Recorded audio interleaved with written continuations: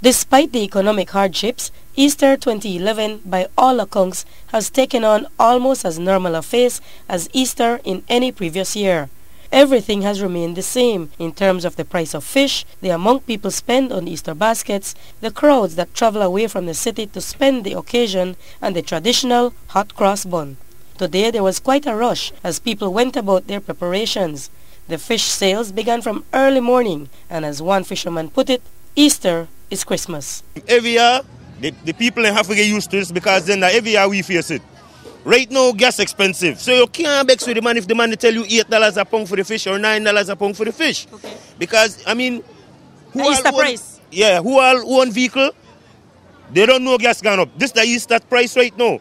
Right now, we got a fish here. This is a reasonable boat. If you come, you buy from this boat here, you get fish for like $5, $6, right? And the rest are priced now? The rest of price will be like $8, $9. Okay, but the fish then different? Yeah, this fish here are jack.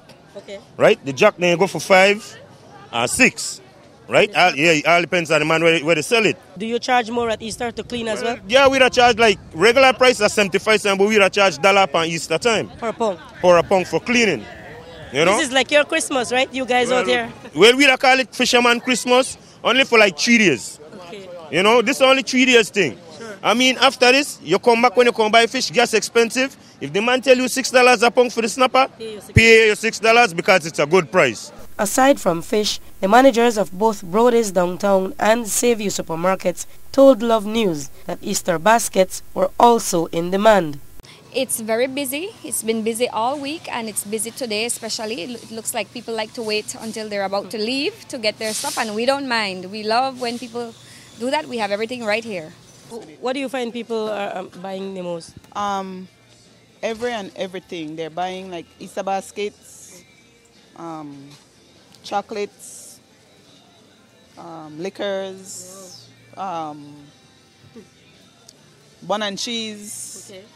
You know, all sort of goods like that.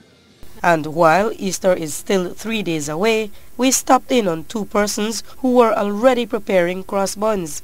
They've been in the business for so long that they don't even need to follow a recipe. Well, where the need right, I saw this stuff for like 10 pounds of flour. Just now, I never made do no kind of measuring. I just made it put in and that's something where I love though. I love play with flour, you know. So I feel like I will continue to do this for every Easter. Not only this Easter, but every Easter. Yeah. It's more than a tradition, it's a hobby for you. Yeah, I don't want a hobby.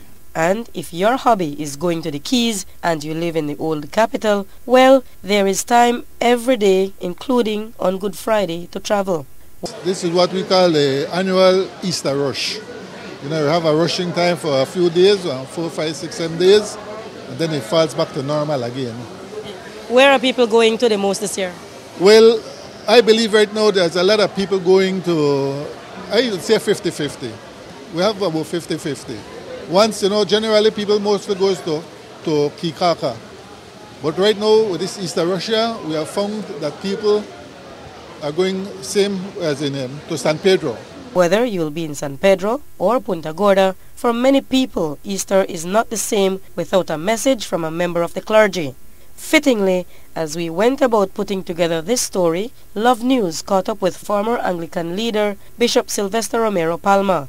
Though now living in California, Bishop Romero still engages in the ministry and shared his perspective on the occasion. Well, we need to understand in 2011 years ago, Jesus was trying to change the whole system, especially the religious system among the Jews. He came by to preach liberty, freedom, but freedom comes with a price as well. You just don't live your life just obeying law, rules and regulation without loving. And so in this 21st century, we are in the same boat.